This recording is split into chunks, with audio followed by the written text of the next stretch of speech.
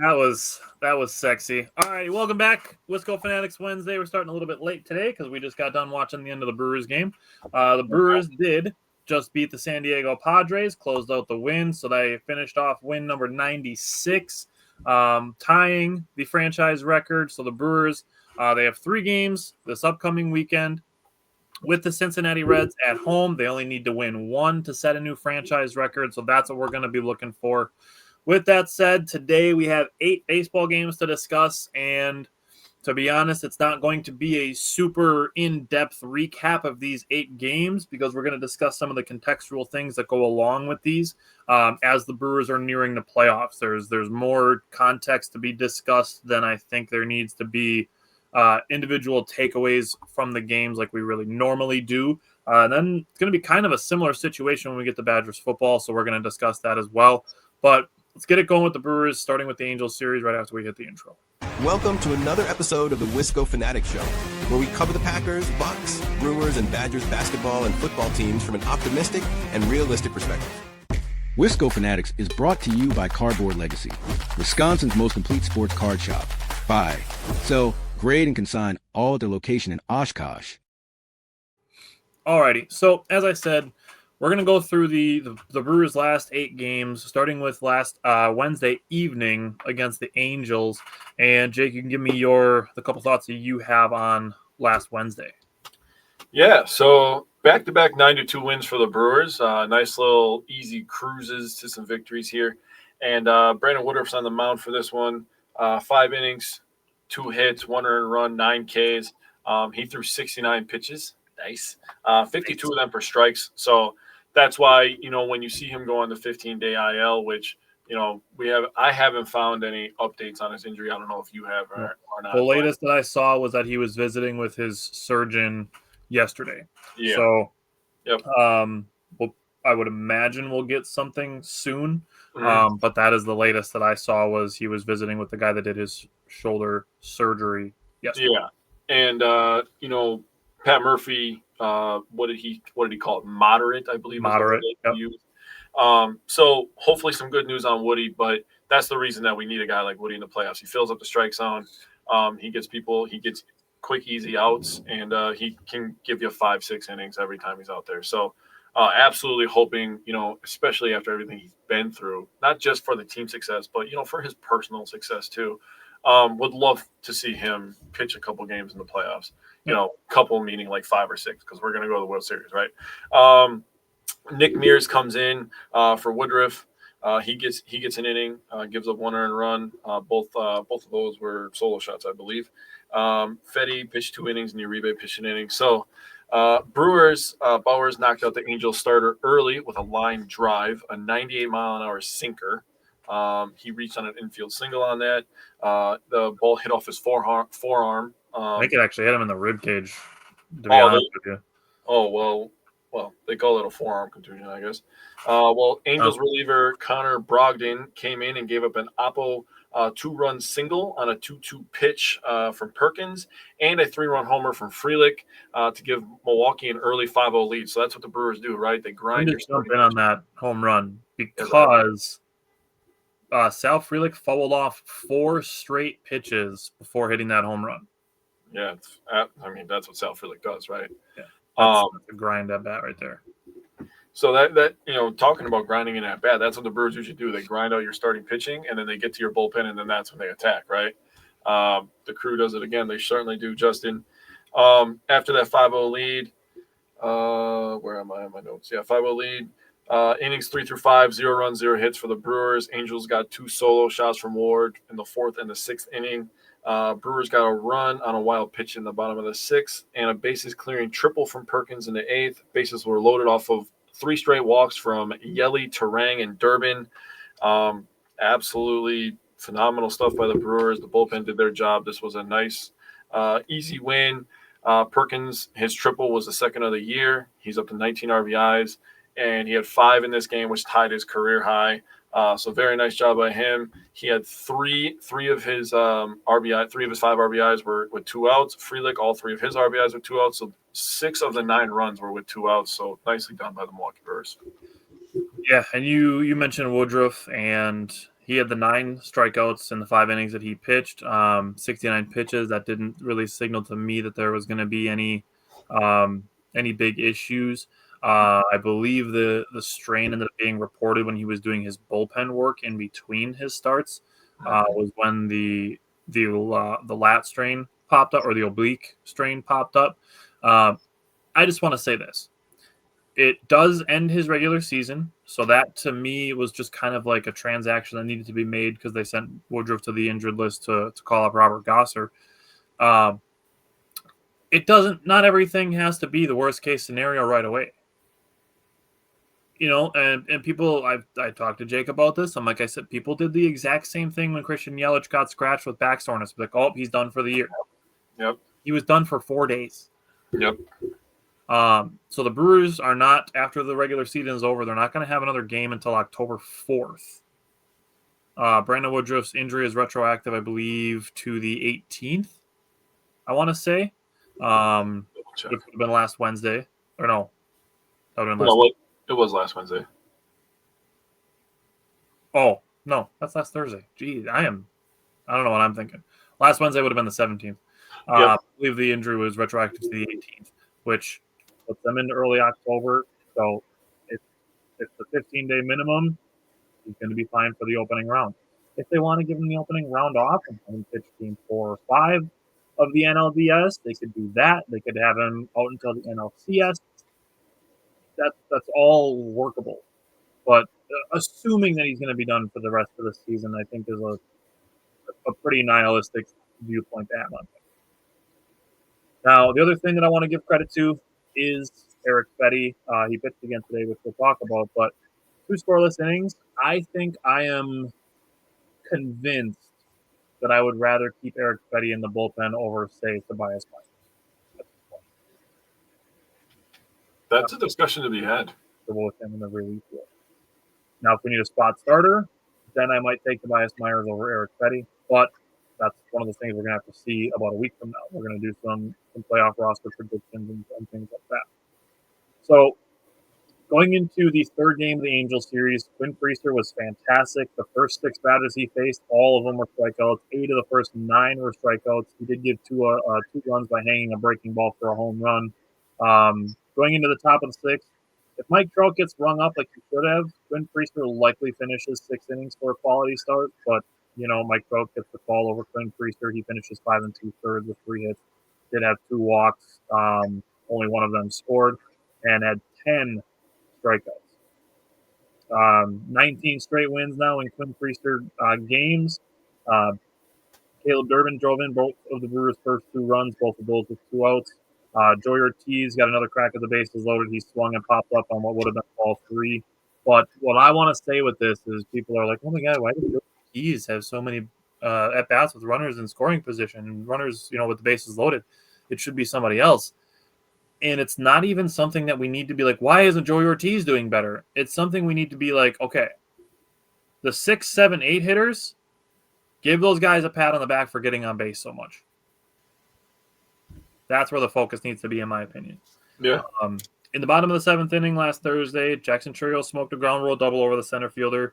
Then, with the center fielder then playing deep on the next ball, couldn't make a play on a 3-1 line drive to center field. Ended up being a single, and then made a bad throw to home on top of it, and let Bryce Terang get to second base after Contreras walked. Christian Yelich hits a double, driving in his 100th run of the season, which is awesome to see.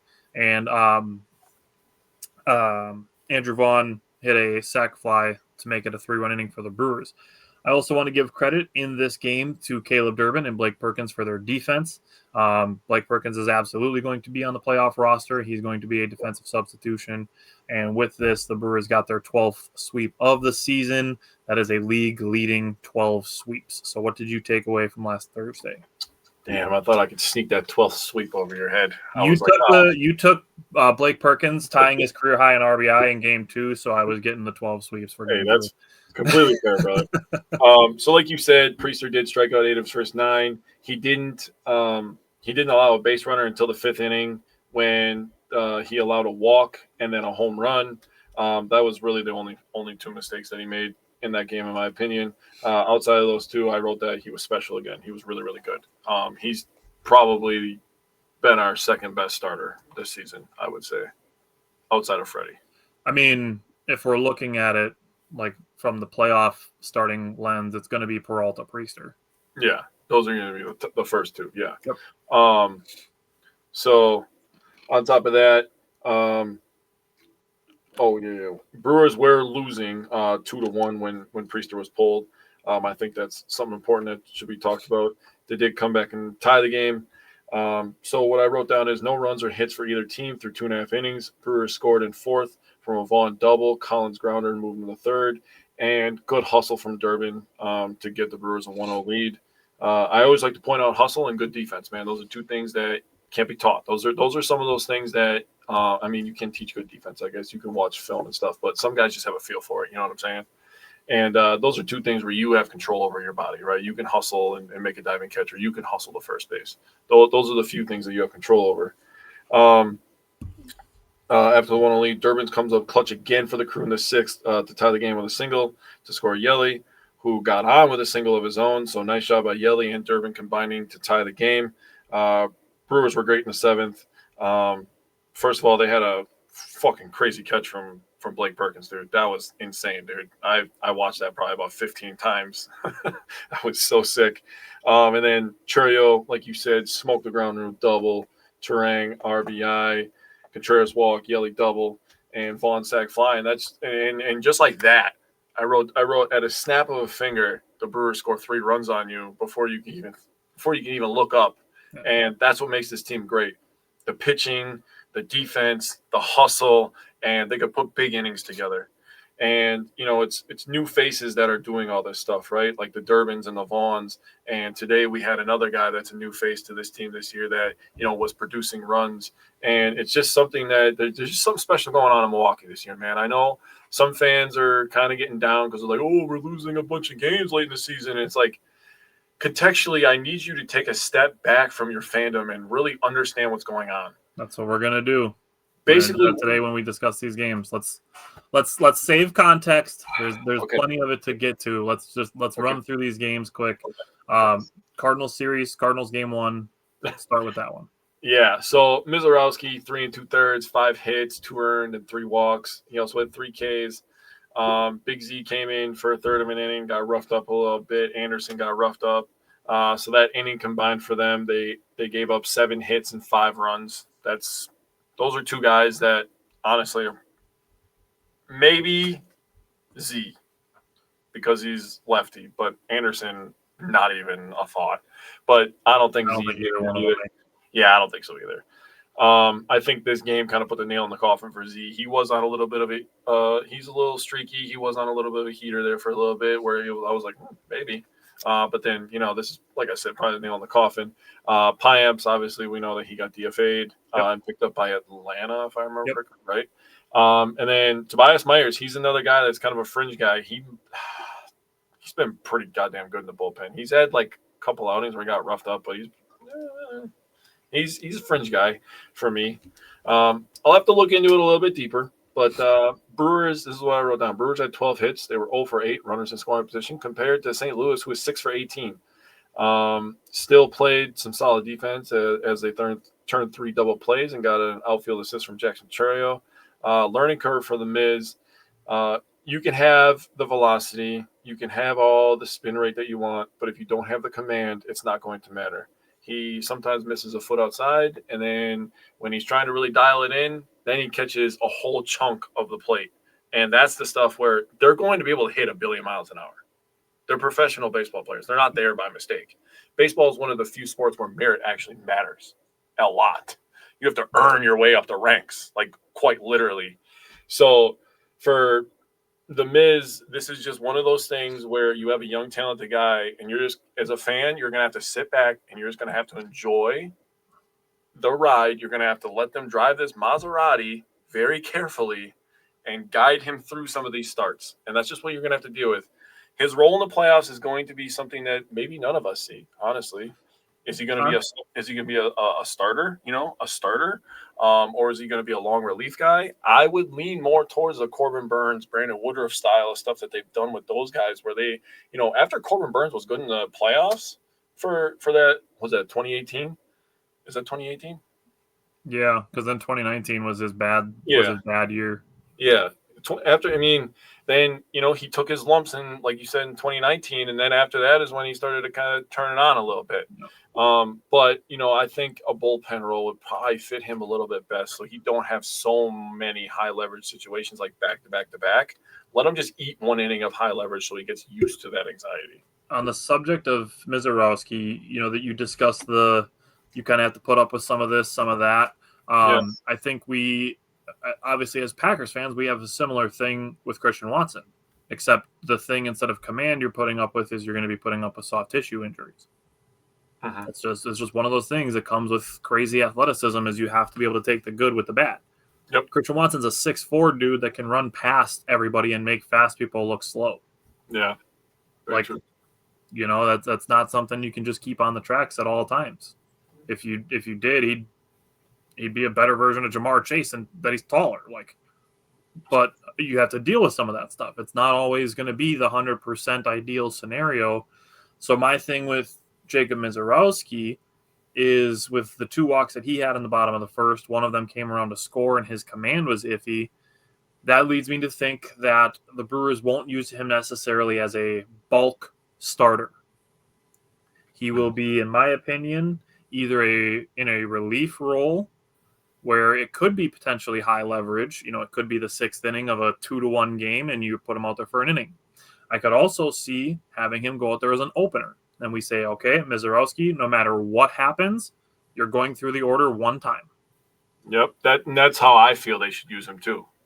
So whether that means you get 3 1-2-3s and you pitch 3 innings, or you go through the order once and you get 7 outs and you allow a single and a walk, that's what you get. So then you finish 2 1/3 innings.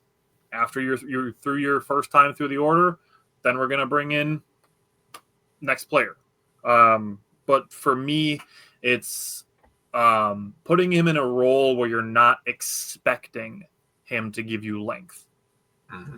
Where I get the opener idea is he can give you 3 innings of length, but you're not expecting it from him because you're only planning on him going through the order one time. Mm-hmm. With this game, the other thing that I wanted to give a quick shout out to was Sal Frelick's home run that he hit in the top of the 2nd inning. 422 feet, 104.4 miles an hour off the bat.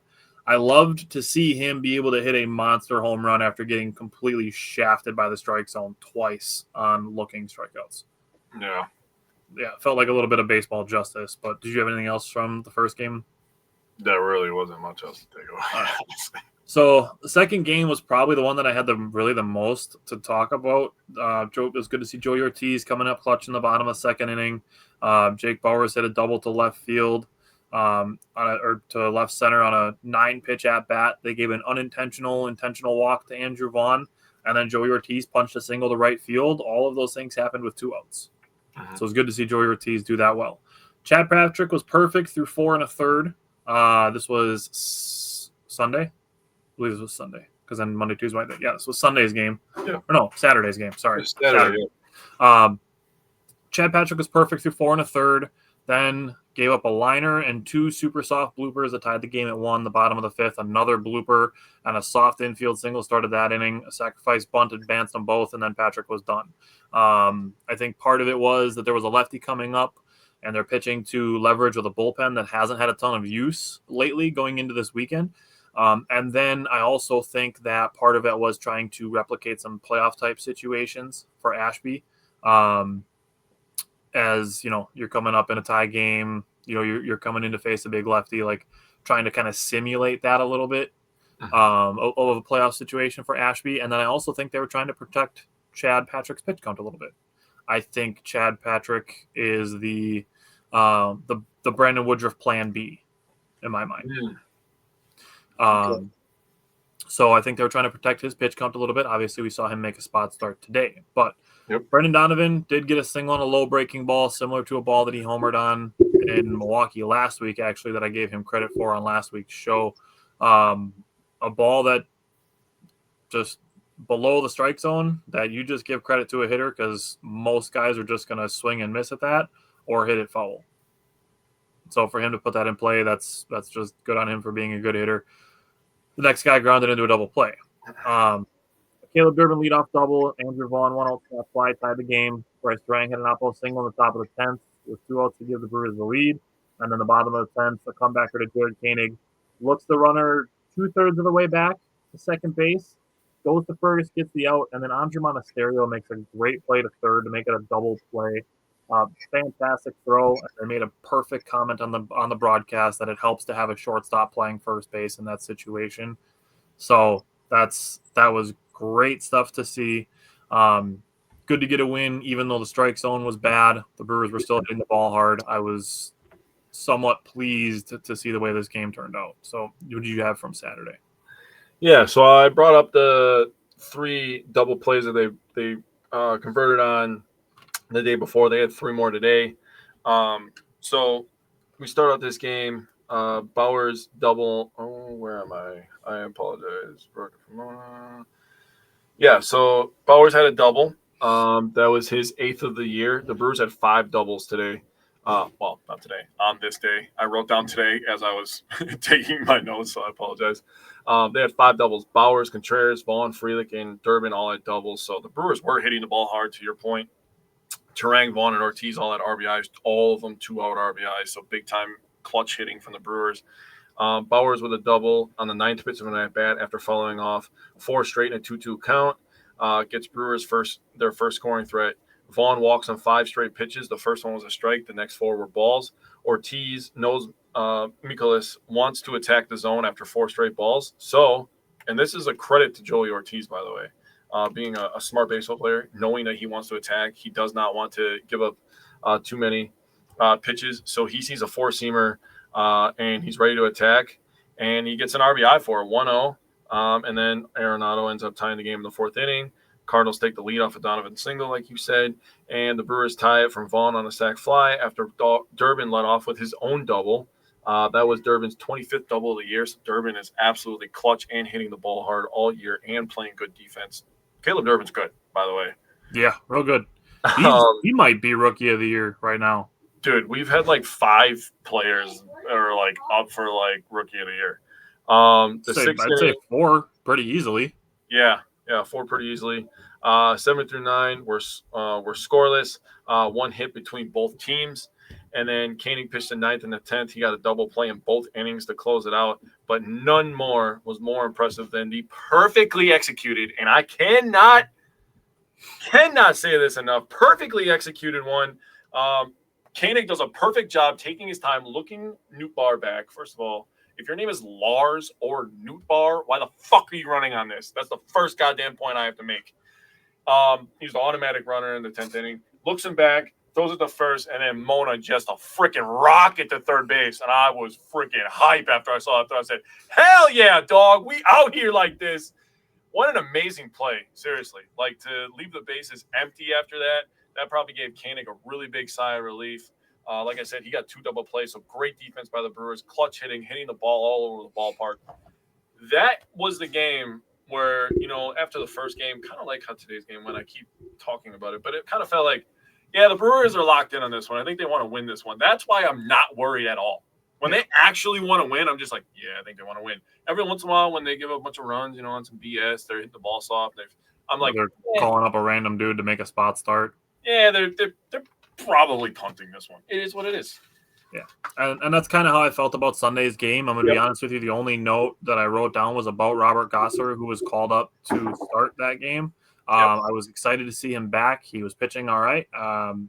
He gave up a 2-run home run to Ivan Herrera, who is going to be a pain in the ass for a while. That's pretty much the only takeaway I had from Sunday was that Ivan Herrera is going to be a pain in the ass for a while. Yeah. I didn't write down too much as well. Gosser, first 2 innings were pretty clean, all things considered. In the third, he had a cutter that got too much to the plate, and like you said, Herrera just hit it and he hit a bomb. And I thought that was one of the only few pitches that I was like, yeah, you're probably going to get hurt on that one, buddy, if you keep putting it in that spot. Outside of that, they got an RBI from Churios. Nice to see him get an ribby here. And went 0 for 7 runners in scoring position. So I was like, oh, God, now I got to look it up. 2 for 27 in the series, runners in scoring position. That's not going to get it done. But on this day, it was still a celebratory day because the Brewers backed themselves in. And people can say that, say that's, a slight and all that other stuff. But they kind of did. They backed themselves into the Central Division Championship. They had to win. They won a bunch of games when they needed to, right? Yep. Absolutely took the crown from the Cubs, and they're just like, yeah, you think you were going to hold this thing? Good fucking joke. And then they just took it. It's really funny to see Cubs fans projecting like, ooh, you guys are going to blow a 6.5 game lead. Yeah. It's one of those, like, takes one to know one, Right? So, yeah, that was really all I had from that game. So, looking at the Padres series that started on Monday, ended today. Game 1 on Monday. The game went into extra innings, so I really only have 2 things from this game, one being from extra innings and the other one being on the game as a whole. So let me know what you thought about Monday, and then we can talk about those 2 things. Okay, so I'll start. So obviously we had to use a bunch of pitchers in this game. Peralta started this game, 5 innings, 4 hits, 2 earned, had a walk and 6 Ks. Ashby was very good. Mears had 2 walks and earned run and a hit. Koenig was very good. Uribe was very good. Z, this is the day where I was just kind of like, maybe, but the 2 walks is kind of tough. And then Anderson, we'll get into that when we talk about the extras. I know this sounds like whining, but it was for both teams. I'm going to say it was for both teams.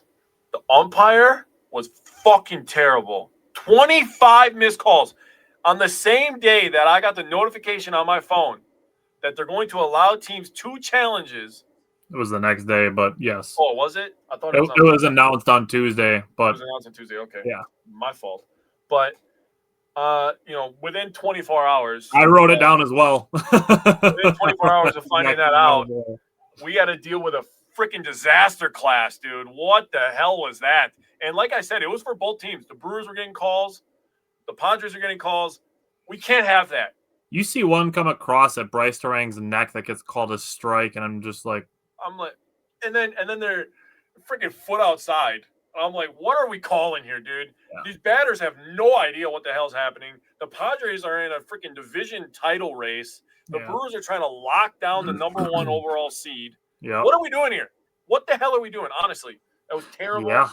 I'm gonna save some of my notes for the extra innings because you said that you have some of that. So go ahead. Buddy. My extra innings thing is literally just about Jackson Churios. So anything else you have to say? Oh, okay. So I wrote down that both teams scored the 10th. Clutch hitting from both teams. Brewers, Contreras advanced. Terang on a deep foul out to right, and Frelick making contact scores Terang. So nicely done there. Brewers just, yeah. Steve, dude, I saw a video clip of missed calls that we need new umps. Next year we get the AAA challenge rule that Jake and I have been clamoring for about a year and a half. Dude, so terrible. The 11th inning was rough for the Brewers. I wrote down. Moan was caught in a rundown, and then they hit into a double play. Trio hit into a double play. Mona, I should say, was caught in a rundown. Tough situation, honestly, but it was tough to watch as well. And then the Padres, Anderson, 2 pitches, bro. He allowed a sacrifice, basically bunt. And then the first pitch, the guy who was pitching today, I forgot his name, Fennon or whatever. Catching, the catcher. Yeah, he just slapped one over there, and that was the Padres locking up their playoff spot. So good for them, I guess. I do not want to see them because, goddamn, Luis Arias, dude, that guy that dude gets on base.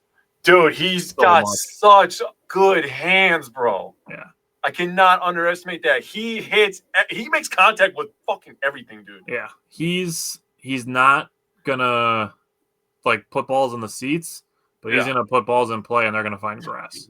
He is stressful if you're the opposing team. Is all I'm gonna say. So the thing that I saw, Kim said, totally agree. The umps sucked on Monday for both sides. It was bad. The thing that I saw, the criticism of Jackson Churios to swing at a 2-0 pitch, that I saw somebody say was a bad pitch to swing at, and I disagree. It was a pitch right on the outside corner, maybe slightly off, But that is the perfect pitch for Jackson Chourio to push to right field. Yeah.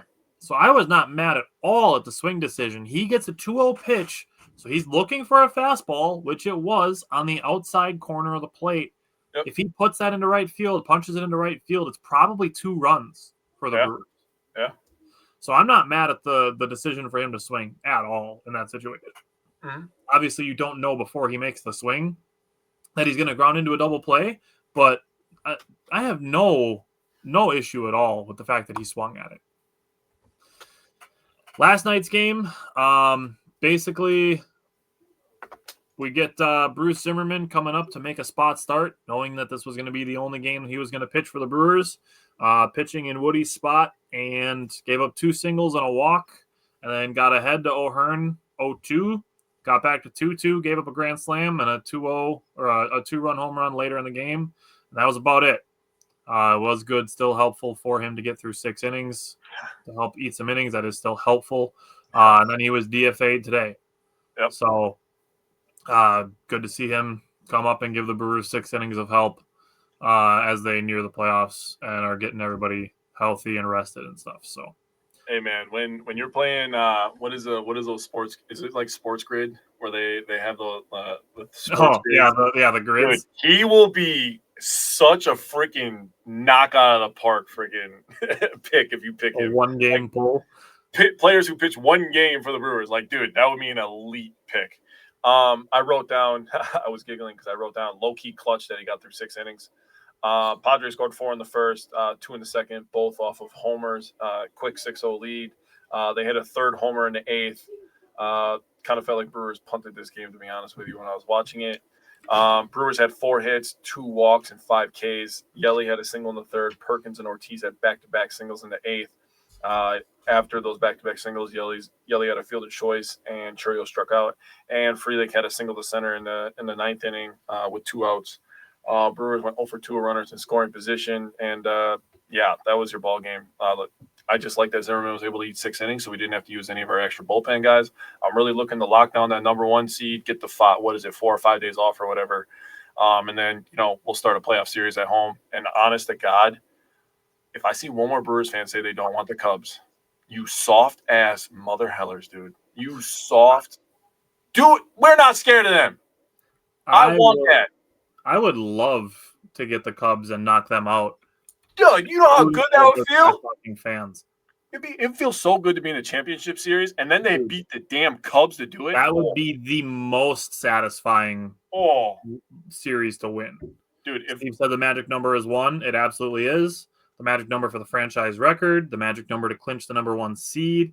Yep. Being able to check both of those things off in one, yep. Beautiful. Let's do it. Or if the Phillies lose tonight and you get it checked off already, yeah, great. Then the only thing you got to worry about is winning 1 more game to secure the franchise record, secure the bag on that. Yeah, hell yeah, dude. Today's game, Chad Patrick came to pitch on 4 days of rest, short rest. Only threw 56 pitches in his last outing. Like I said, I think the Brewers were kind of protecting his pitch count a little bit.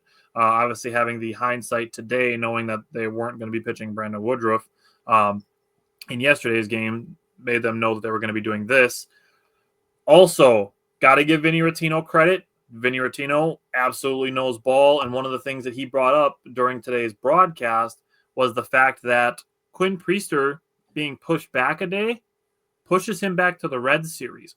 The Brewers and Padres could end up matching up in the playoffs, and by not having Quinn Priester pitch against the Padres today, they don't get to see him in person. Oh, my goodness. Dude, Vinny Rottino is freaking goated, bro. That is elite ball knowledge. The Padres, they can go and scout him all they want. And they can watch all the tape, but none of their guys get to have the batter box version of seeing Quinn Priester. Yeah. So that was a big thing for me with today's game. Awesome to see him throwing his slurve, which looked great today, and it's why some people are talking about Chad Patrick not getting enough respect. Not enough people are talking about Chad Patrick, and I think we said this last week, reiterating it today.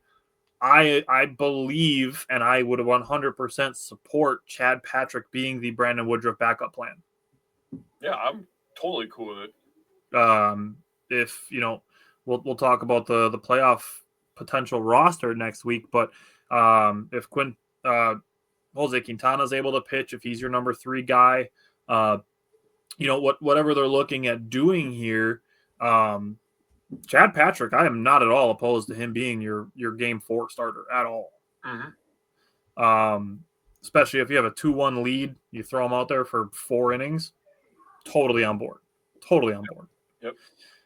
Other things with today, good to see Jackson Chourio rob a home run, have his defense feed into his offense a little bit. The Brewers did have runners in scoring position through all of the first 5 innings to start the game. Andrew Vaughn was able to break through for the Brewers to get them their first run. And obviously they were able to tack on another one. And then Danny Jansen gave a 400-foot home run to super high and deep left field. Kept it inside the foul pole. That was good to see because I was scrolling through Twitter and seeing people complaining about him 5 minutes before that. And then he hits a big home run, and I was like, should I scroll back up? No, I'm not that petty. I am. That's where we differ. But what stuck out to you from today as we were getting ready to start today's show? Yeah, elite defense, elite pitching. Those are the 2 things that you always think of when you think of the Brewers, right? They had that today. Ashby looked good. Nick Mears, dude, the sack on that guy, honestly. And I just, I'm a very emotional guy. As I've gotten older, I've gotten less worried about admitting that. You do cry a lot. I understand. I am an emotional guy. So seeing a guy like Nick Mears, who just feels like he leaves it all out there, man, and then give out one of those screams like, yeah, that's my guy, dude. Let's fucking go, dude. Like, that gets me jacked up, bro. I was texting you right after that. I was like, hell yeah, dude. They're trying to win this motherfucker, dude. And we get to the RBIs, right? So Terang had his hand in the first 2 runs for the Brewers. He had a single to the left in the 5th on a slider down and in, didn't miss it. Vaughn hit a double to the left, also off of a slider. So very nicely done by the Brewers there. Merrill, their version of Jackson, tied the game at 1 with a homer in the 6th inning, and the Brewers come right back in the next half inning and take the lead right back. Chourio single, he stole second, and Bryce Terang with a clutch 2-out knock straight back up the center field. So very nicely done. And just before I get into the Danny Jansen stuff, the Brewers had a player on base in every inning except the 8th inning. Obviously 1, 2, 3 in that inning then. But yeah, Danny Jansen, his second home run as a Brewer, 13th on the year, 34 RBIs now in the year for him. And the thing I took away from this, and I was setting this up before, is 2 of the 3 guys who got RBIs today were guys that were additions during this season. So we got to let Arnold cook, bro, because he knows what the hell he's doing. Yeah. Okay. So looking just at what's next for the Brewers, we have the 3 games versus the Reds next week over the weekend. Then next week, we're also going to do a stat projection review. I'm very interested. I have not looked at them since the beginning of the year when we posted them, so I'm very, very interested to see where we landed. Yep. And then we're going to do a playoff roster prediction next week. Just a couple other things contextually with the Brewers. Now, seeing a lot of complaining. I'm baffled that I'm still seeing, the Brewers posted yesterday they lost 7-0. Obviously not scoring runs is a little bit of a bummer, but seeing that the 2 highest amount of reactions to the Brewers posting on Facebook that they lost 7-0 are sad face and angry face. Like, people, we got to learn ball here. The Brewers are absolutely not worried about what their record is at the end of the regular season as long as they have the 1 seed. Agreed. That's literally the only thing that matters. Setting the franchise record is a perk. It's a nice perk. If they end up losing in the NLCS or whatever happens, they can still say this has been the best regular season in franchise history on a season we were projected to win 82 games. But if the Brewers go and say make or win the World Series, nobody's going to give a shit that they lost 15 games in September. I don't know. Susie, who was mad reacting to that post, might still give a shit, Tyler, because she wanted to win 100 games really bad. Which would have been cool, but it's not necessary. Yep. 97 is going to give you a 1 seed throughout the playoffs. Yep.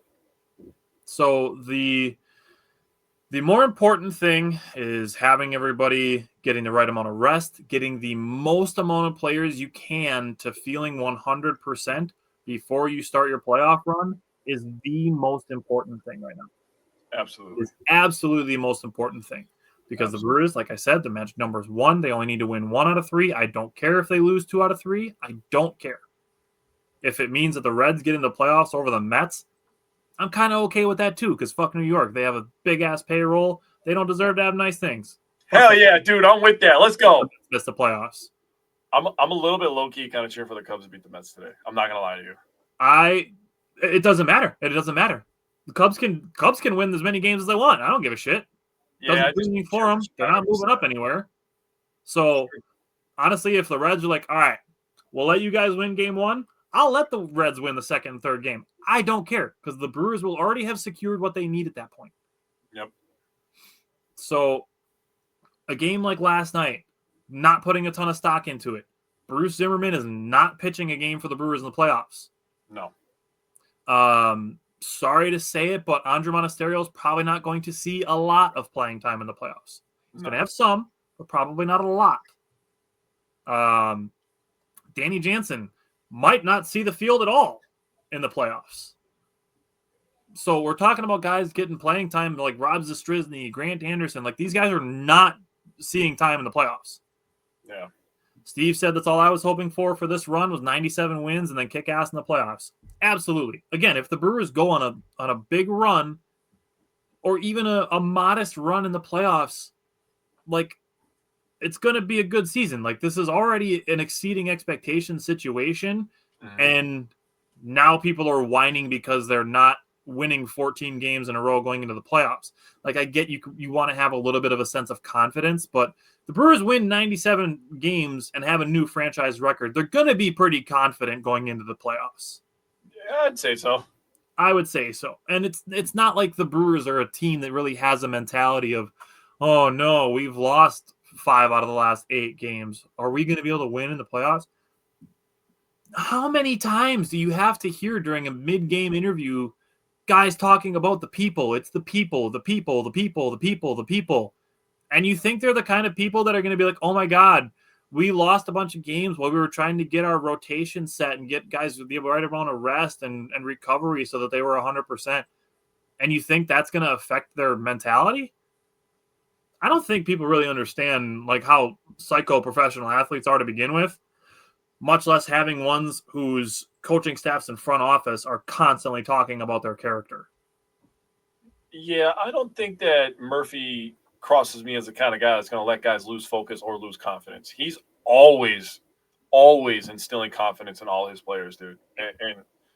And he, like, you're absolutely correct. He does it by just saying it's the people. Yeah. He instills confidence to every single person in that building, every staff member, every single person, just by saying that one line. Yeah. So is there anything else you want to say on the Brewers before we get to them to their last regular season series? Just want to say they won the last road game they had in the regular season, so that feels awesome. They probably locked up the best road record in baseball. Winning games on the road is a big key in the playoffs for success. They have their last home series coming up here. Just want to say congratulations to Steve on having a fully developed frontal lobe, because with that mindset, you're clearly a smart guy. Let's just watches our show. That's a good head start. Hell yeah, dude. You said everything. I don't want to sound too redundant. Steve wrapped it up very nicely, put a nice little bow on it. Let's just get win 97, then we can relax for a couple of days, and then it's time to turn up. You know what I'm saying? Hey, we're in the NLDS. Why can't we just be happy about that? Yeah. Yeah, can't lose in the first round if you don't play in it. Fucking A, dude. So we'll see what our playoff coverage looks like. Whether we do a little bit more often of commentary or content, we'll see. Kind of see how the schedule kind of lines up as far as Wednesdays and stuff are concerned as well. But I'm ready for it. Dude, me too. I've been ready for it for about like 2 weeks now. Yeah. Alrighty. So let's switch to the Badgers, and we're gonna bring Mike in. Got to do it. So again, this is gonna be one of those things where not necessarily a ton to say on the game specifically, but I want to have some contextual conversation here as well. So let's run through the game quick. Jake, what do you have to say about the offensive line? I have zero numbers for anybody who is expecting me to talk about numbers, because I love numbers when it comes to stats. That's the thing that I fell in love with when I was younger.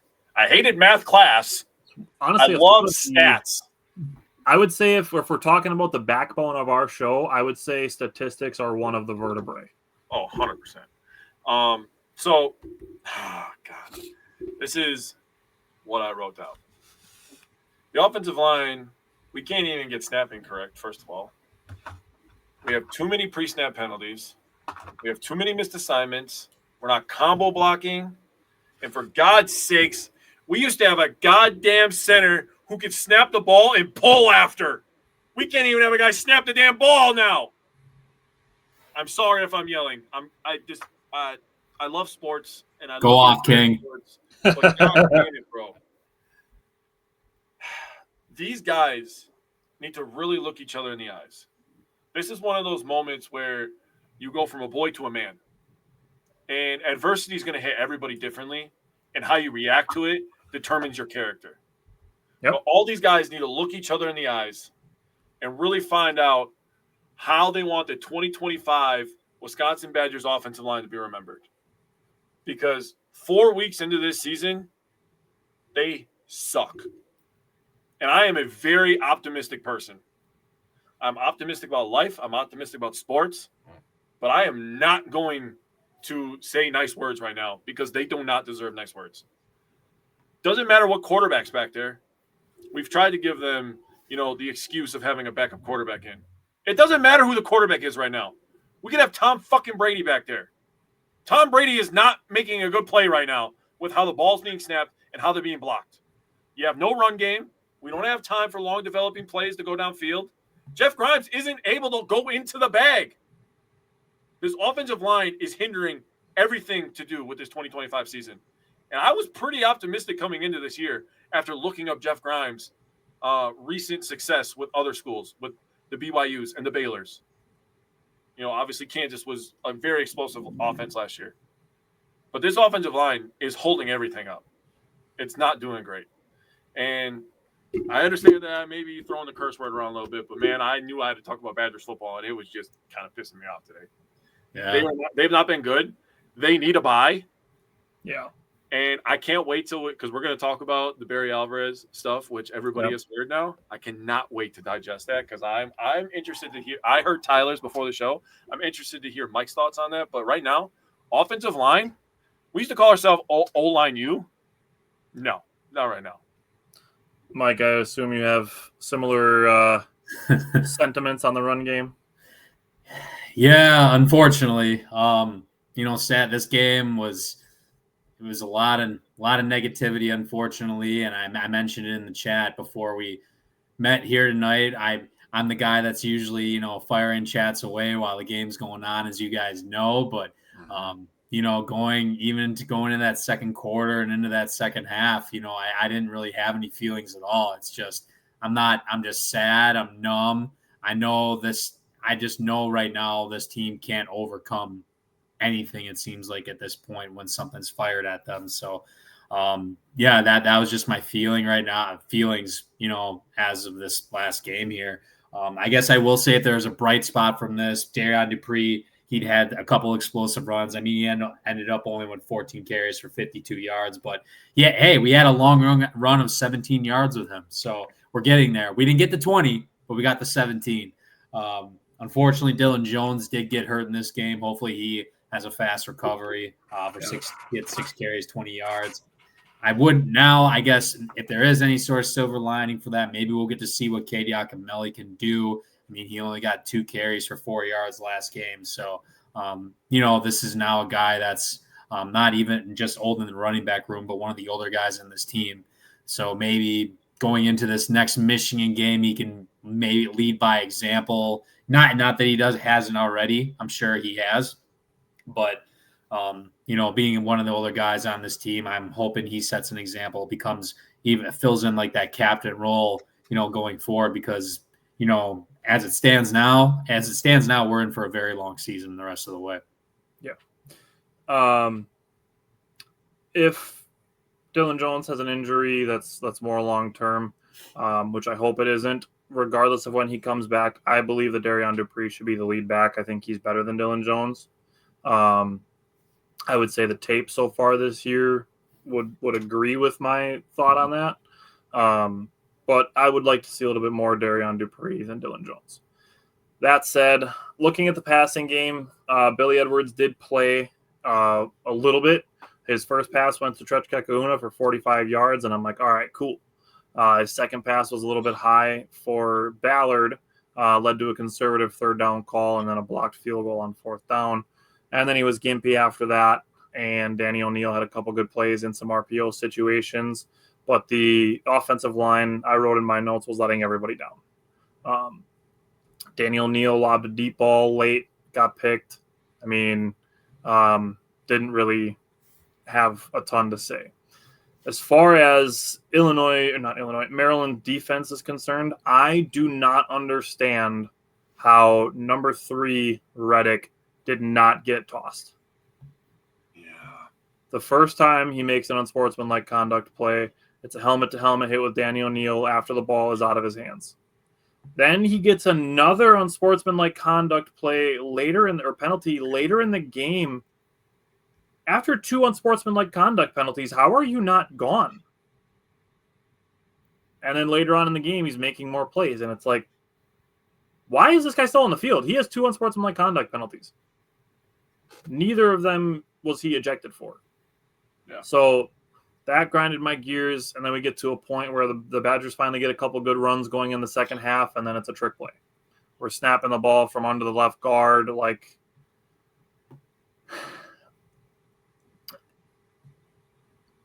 I had no defense for play calling. We can just jump into the D-line because I don't really even have anything else to say.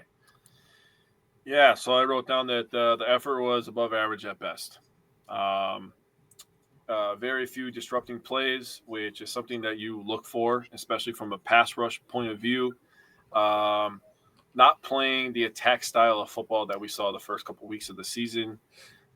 People aren't running down the line. People aren't chasing people down. They're not giving extra effort. It's just, I feel like, no, I'm not going to say that.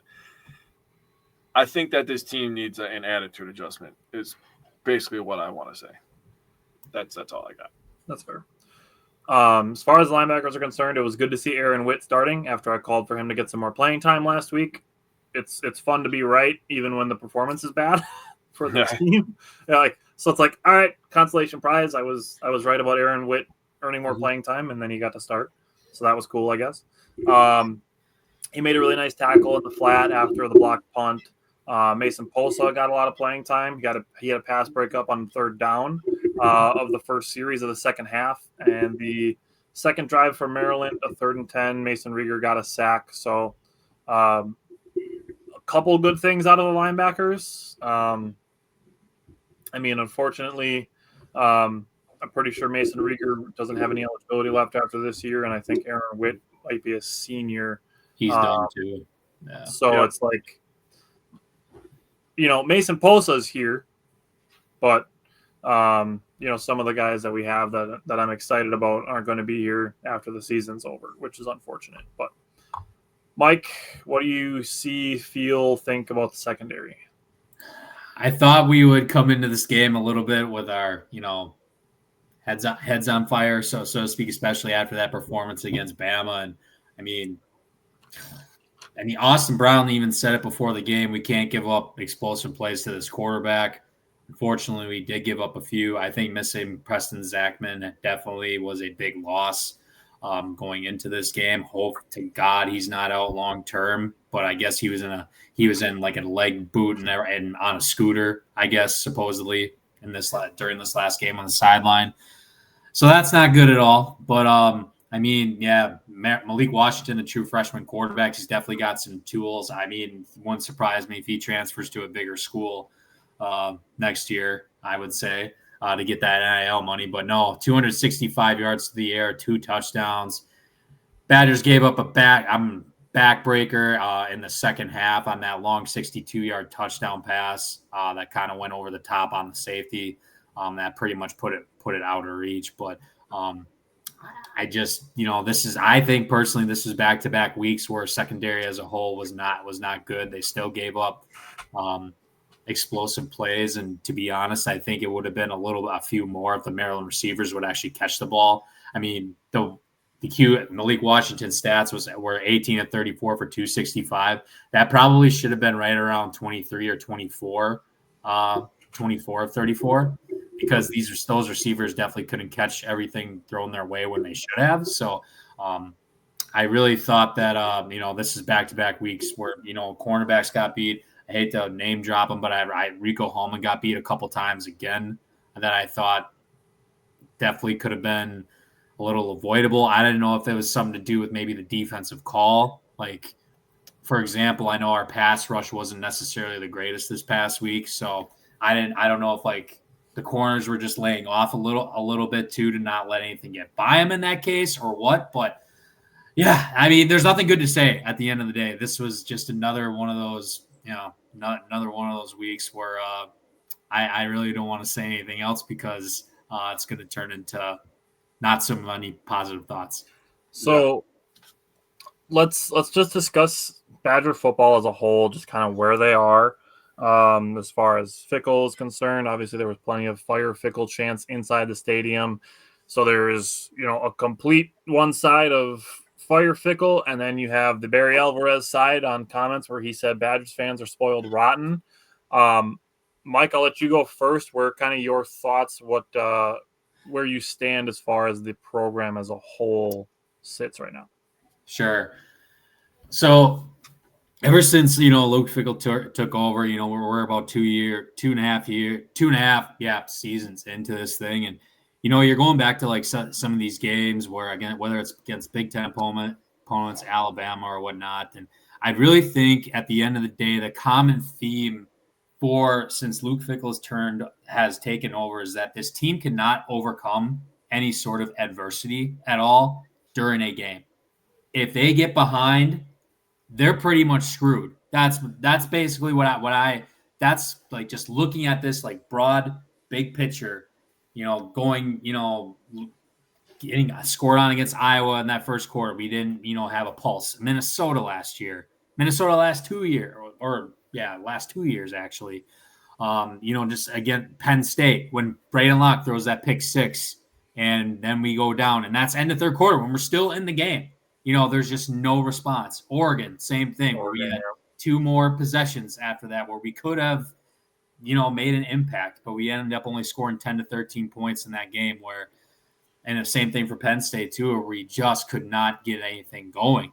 And I think it just comes down to whenever this team gets behind, it just seems like there's just no sort of adversity that we can really overcome. And I think that really applies to both sides of the ball too. I don't think, at least at this point, the defense is a little bit higher than where the offense is at right now, I would say. But I still would say at the same time, both sides of the ball are not in a good spot. And I would throw special teams into that as well. That's what I was just going to say, special teams as well. I just can't say maybe the defensive line. Since Fickle has taken over, I don't know if I can honestly say there's a position group that has gotten significantly better year over year over year. The offensive line was pretty good last year. Obviously, we took a huge step down, going into this season. And I get there's injuries. I get all that. But there's also a difference between losing a game and losing a game where you're not even being competitive or competent. I used the term brain dead at one point, I think, last game. Just looking at the eye test so far this season, it's just gone very, very downhill in pretty much all phases. I get it. We shut out Miami, Ohio week 1. That was great. Middle Tennessee, I guess, we scored 42. But, we were trailing them 10-14 in the third quarter. And then all of a sudden we took off. But, like, Bama after the first quarter, it was gone. This Maryland game, it felt like in the second quarter we were done. Honestly, there's no signs of life. And again, at the big picture, this team cannot overcome any sort of adversity, especially when it gets down early. There's no bouncing back from that, which is why I think this program's not in a good spot right now. I think if you want to call it rock bottom, I'm not going to blame somebody for saying that. However, I do think we're getting close if we're not there. Just looking at the eye test so far this year, again, going back, it goes between losing a game and losing a game where you don't even have any signs of life. And that's where it becomes a big problem, in my view. So Steve said they have a tough schedule ahead now, too. I'm sad about it. The games that they're quote expected to lose, I don't think anybody's going to be shocked if they lose those games. But Maryland was one that we all had circled, like, all right, Maryland in Camp Randall, that's one we should be able to win by 20 points. Yep. And now we're at a point where it's like, all right, you look at the rest of the schedule, do you see any automatic wins? And I don't think anybody can confidently say, yes, I think they're going to win these games easily. Any of the games that they play, they're all going to be fights. And, to Jake's point about the offensive line, I think you can extrapolate it to the whole team where they have to look at each other shoulder to shoulder and say, do we want to go down swinging or do we want to go quietly? So, Jake, I'll let you give your thoughts on the program as a whole. And then I want to say something that might make Steve feel a little bit better, but it's also kind of a mindset thing that people need to change. But I want to save that for last, so I'll let Jake go. Okay, so first thing I'll say is you can look at the tough schedule. I'm going to bounce off Steve real quick. You can look at the tough schedule and be like, oh, man, this is going to be rough. This is going to be hard. Or you can go into it like a goddamn warrior. And if there's a freaking sport where you get to feel like you're a gladiator, it's football. Maybe hockey. But football. You are literally a gladiator. I was talking to my son's teammates after the game, giving them pointers. And there's one kid, he's got good size, good speed, but he's just a little soft. And I'm like, Doc, this is legal assault, bro. You get to grab him and determine how the rest of his day goes for an hour straight, bro. You get to decide if he's having a good time. The Badgers can decide, oh, man, this schedule looks really tough, or this is an opportunity for us to really test ourselves. And that's the mindset that they need to have. That's the mindset that I'm going into it with. It's going to be a tough watch. I'm not going to lie to you about that. It's going to be tough. Last couple Saturdays, not been fun. Not having a great time. I'm going to have a really good Saturday this Saturday. My daughter's got a birthday party. It's going to be really fun. It's going to be around a bunch of 4-year-olds. It's going to be awesome. No stress. What's the theme? There. Is there a theme? The theme is 4-year-old little girls running around having fun. That's the theme. Fair enough. I don't know the theme. She got invited to her first birthday. I'm happy for her. She's excited. Let's do it.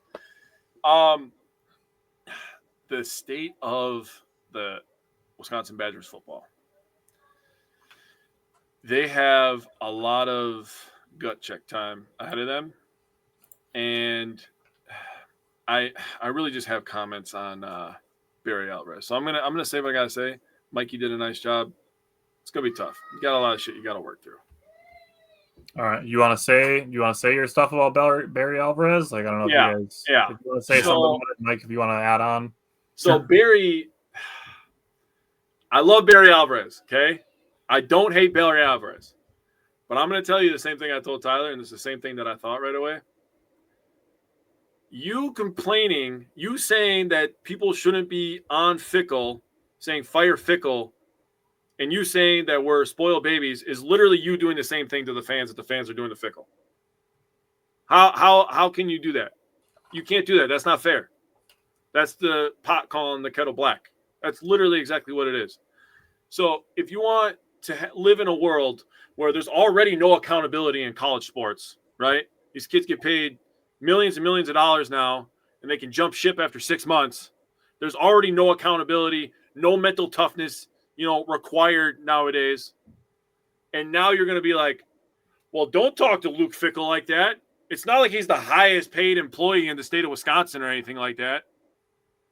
Well, I go to work and bust my ass for $20 an hour. This guy's over here getting his ass whooped on national television. What are we talking about here, Barry? He's tearing down everything that you built, bro. And you're going to stick up for him? No. That's absolute dog shit. And I don't care what anybody says. Having Brett Bielema be in the state of Illinois, building Illinois to exactly what Wisconsin was, and stealing our recruits and smiling in our face while he does it, is a terrible place to be. For me, it's was where I weird came from on because Saturday. it's weird because it seems like the Badgers are still doing well off the field. It does. Like they're literally flipping recruits from Oregon State over the weekend. Yeah. And like there's no denying that the recruiting aspects of the game have gotten much better than they were under Paul Chryst, but it's just not translating to the performance. So as far as the Barry Alvarez Fire Fickle spectrum goes, like I'm somewhere in the middle. Like I would say it's possible that fans that are over 30 are maybe a little bit spoiled and have some high expectations and maybe overestimated how much time it would take to modernize the program. And on top of that, having money be able to be a part of it at the same exact time as flipping a coaching staff.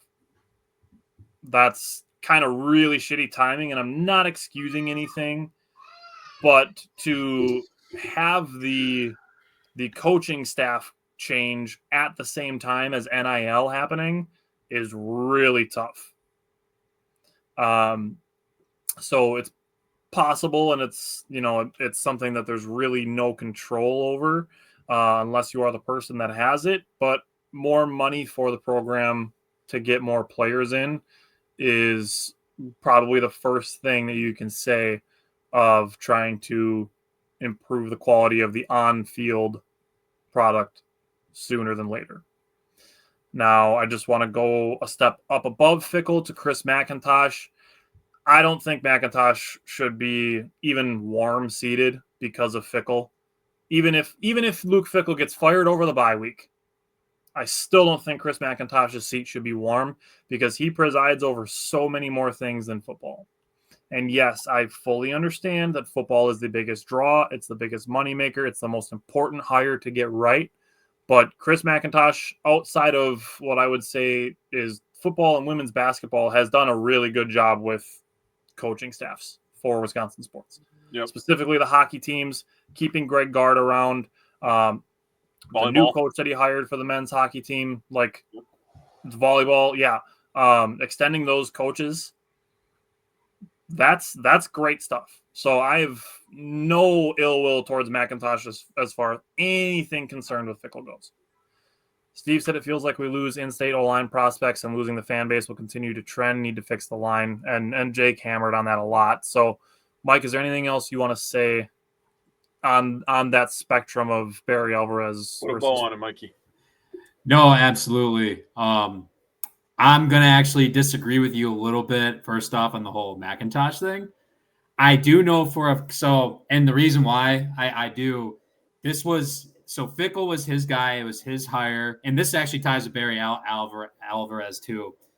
A big part of it definitely is the fact when he brought in Fickle, it pissed a lot of like Badger donors and alumni off through that whole transition, mainly because, hey, we didn't hire Jim Leonard. Hey, I decided to fire Paul Chryst. I didn't tell any of you hire like the board of regents or whatever the hell you want to call it, the NIL donors and all that stuff. Yeah. This was one of those things that was done behind closed doors when Paul Chryst got in a room. Basically, they got in an argument after the Illinois game, I think it was, when they got their ass beat. And, that night, McIntosh fires him and without any notice at all of anybody else. And I know, to my understanding, it really pissed off a lot of higher ups, a lot of the alumni, a lot of former players, obviously, which that is definitely understood. So I'm going to say it's a little warm because a lot of people that have connections to the program higher up, whether that's donors or alumni in general, that this doesn't sit right with them specifically with what's going on right now. Mm-hmm. So I do think if you're going to really fire Fickle, I think there is going to be a discussion made. Does McIntosh go with them? Because I just don't, my opinion, I think if they do end up getting rid of Fickle, first off, I don't think it's going to happen mid-year. I think if they do it, it'll be end of year.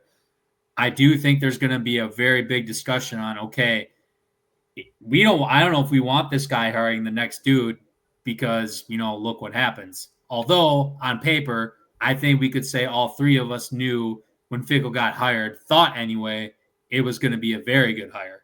I know Jim Leonard, we can talk, the Jim Leonard thing, whatever. I think that's a different discussion. But I think and Fickle offered him a position on the staff, did he not? He did. There is rumors about that, but it would have been like co-defensive coordinator with Tressel. Yeah. And I don't think that was going to fly with him at all. No. But that's the reason why I think McIntosh's seat could be warm, because everything, it's neck and neck. And I do know, again, some of the higher ups, the alumni, some of the people that make those kind of decisions that are at least involved with that bridge definitely was burned a bit.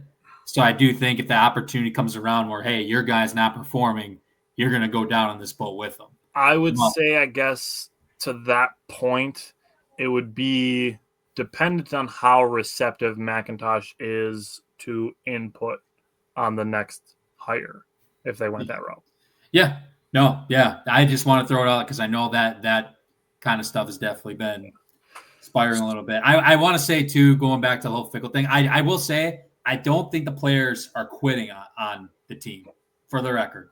I think there's some sort of like a mental block, again, with this team that's going on. That could be what their routine is inside the locker room, outside the locker room, maybe taking care of their bodies not properly or something like that. I do think something is going on in the locker room, but I will say on the field, I'm not going to say that the guys have quit. That's what I'm going to get that off my chest first. Now, going into the Barry Alvarez stuff, it's one thing to say that, kids booing and all that, but I mean, Jake, you kind of harped on it. I think of it as, okay, well, Fickle, like you said, $8 million he gets per year, highest public paid player in the state. I think at the end of the day, I'm personally not going to be the guy in the stands that gets up and boos the shit out of you. Yeah, I'm not a booer either. However, I do think the students are justified in saying that. I know Tyler made a pretty good point about the over 30 crowd is a bit spoiled. Well, some of these students, these seniors, they haven't seen a good season yet. They don't know. They don't know what that is. They don't know what the 2011 Badgers look like. But I am also going to push back on the whole Alvarez thing. Like, but for example, ticket prices are going up. The season ticket prices. Season ticket prices go up, right? I drink Varsity Golden Ale all the freaking time as much as I can to help get a couple dollars in there, right? Clothing, clothing, tickets, packing the restaurants, bars, hotels, tourism, that all plays a part in this whole process. And when Barry makes a comment like that, I can't get on board with that anymore, really, mainly because everybody literally out there on that field is getting paid to play now, too. And I get it. Do we treat kids differently? Maybe. But a lot of these kids are getting tens of thousands of dollars now to go and play football at the end of the day. I get it. There's mental health. There's mental, there's that part of it too. But there's resources for that as well. We got to keep that in mind. At the end of the day, I'm not going to blame students. And I really don't think I'm going to necessarily blame adults either for getting on the train to boo. We're not in a good position. This program's not in a good position right now. I don't see at this point, like, where is exactly it can only go up in my view. That's the thing.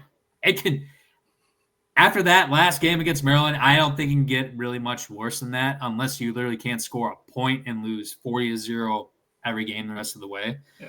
But I get what Barry is saying because his first 3 seasons, 1-10, 5-6, 5-6, then he goes 10-1, 10-1 his 4th season. Maybe he's kind of like saying, maybe that's part of the reason why too he's saying something like that. Like, oh, it's only in his mind, it's like, oh, it's only Coach Fickle's 3rd year. He's going to get it right year 4. Maybe that's why he's making those kind of comments too. I'm just trying to kind of pick his brain a little bit too. One of the other things we have to make mention of is the fact that they changed offensive coordinators and play styles 2 years after the hire. We saw injured quarterbacks and this year as well. Maybe we can say the same thing with position coaches then. I mean, altogether. Hold on. I don't understand where Barry's coming from. if we were fucking Alabama, I would be like, yeah, we're spoiled. How many national championships do we have? When's the last time the Badgers won the Rose Bowl? Tell me. Anybody know? 25 fucking years ago. You want to tell me I'm spoiled? We haven't won a goddamn Rose Bowl in 25 years. I was 8 years old, bro. How the hell am I spoiled? Why watch us lose 3 in a row? We fumbled 3 in a row.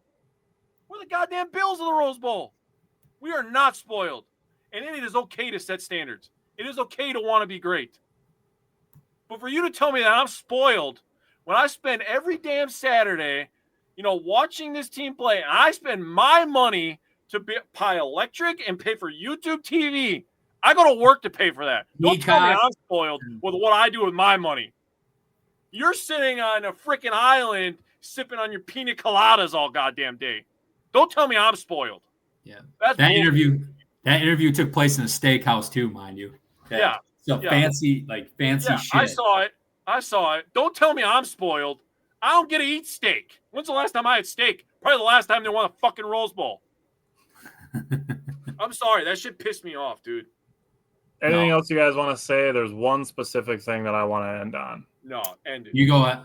No, go. I mean, I said my piece. The reason why I really disagree with it at the end of the day is because we just got to take into account everyone's getting paid, but us, but the fans. We're the consumers. We're paying for the product. We're paying for the product now. At the end of the day, there's no, there's no feel. To me, there's no feeling sorry for the kids. There's no more feeling sorry for the coaches or anything like that.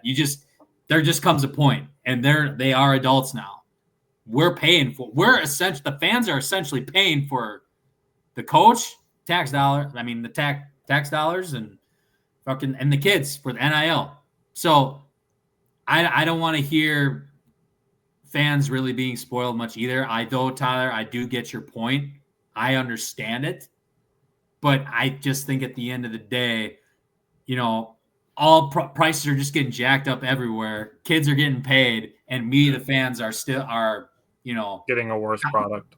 Are getting a shitty product and left in the dust, right? So I just think now that the landscape is just kind of changed in that regard, that's why I ultimately do disagree with what Barry's saying. Yeah. So the thing that I want to end on, and it's a conversation we've had as far as the way that our show is done, and the perspective that we take on it is, I don't want to say people should be happy, but we are at the position with Badger football that people act like they want to be in. People want to act like they want to be in a position of low expectations so that if anything good happens, they can be happy about it. And that's where we're at with Badger football. Because now the expectations are so low that if they pull off an upset, we get to be like, wow, we made an upset. Wow, that's awesome. Versus something that we have said as far as the Packers go, as far as the Bucks go, as far as the Brewers go, all three of those teams are in good positions with great players on them. That the quote that I always go back to, it's from Craig Counsell, who has lost some favor as far as Wisconsin sports go, but it doesn't make the quote any less true or applicable, is that pressure is a privilege. Mm-hmm. It is a good thing to have high expectations. Having low expectations and then being raised when you exceed them is not a good place to be in. Nobody of the people that in the world have children would be like, I'm setting the bar low so that you can make me feel good when you go above it. No, we want to have high expectations because we want to believe that we are capable of meeting them and possibly exceeding them. So now the Badgers are going to be a case study potentially. And when we're done with the show today, the three of us are going to have a conversation on how we want to go about the rest of this football season. But we're in a position now where the expectations, if you want to say rock bottom, the only place to go is up. We are in that position where nothing bad that happens should shock anybody if it does. So there should be no whining because everybody should be expecting what could potentially happen. Or if good things happen, we can all be, yay, we beat Iowa 13-10. The good old days are back. That's not what anybody wants. It's not what you should want. You should want to be competing with Alabama, Michigan, Ohio State, and Oregon. If they can pull one of those off, awesome. But now we're in that position. We don't want to be in the low expectations position.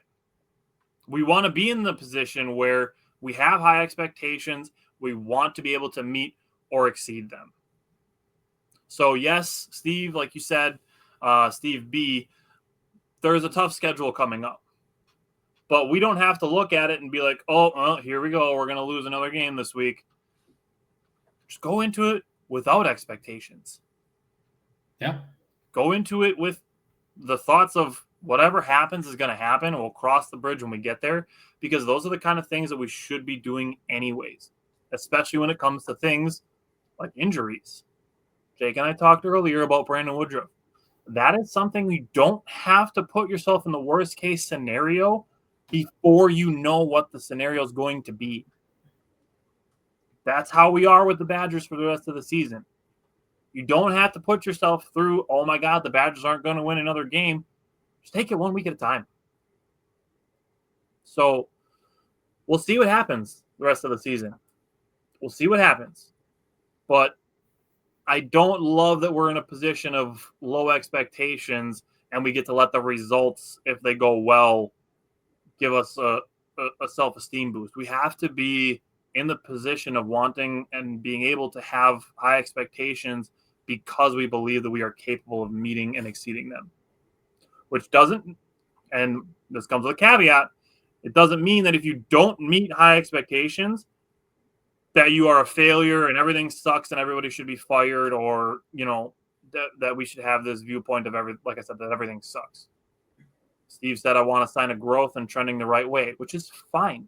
You should always have the opportunity of wanting to have a growth mindset, regardless of how high your expectations are. You're never going to hear Jake or I or Mike or Simon and Bryant say that we know everything about what we're talking about. You will never hear any of us say it. No matter how much ball knowledge we acquire over however long this show lasts, will you ever hear any of us say that we are going to want to stop learning about the things that we talk about? Because we do this live with the input of audiences and wanting to grow a following, because we want to be able to pass things on to other people. We also understand that there are people that know more about it than us. That's why we bring on guests like Vinny Rottino and Mike Spofford, because they know more than we do. They have different perspectives than we do. We have to be also open to learning and having other perspectives. So take it a week at a time. We'll be back next week. There's no preview this week because the Badgers are on a bye, which is fine. Gives everybody a week to exhale, calm down, chill the fuck out for a little bit, and enjoy the Brewers as they approach the playoffs. So Jake and I will be back next week to discuss that as well.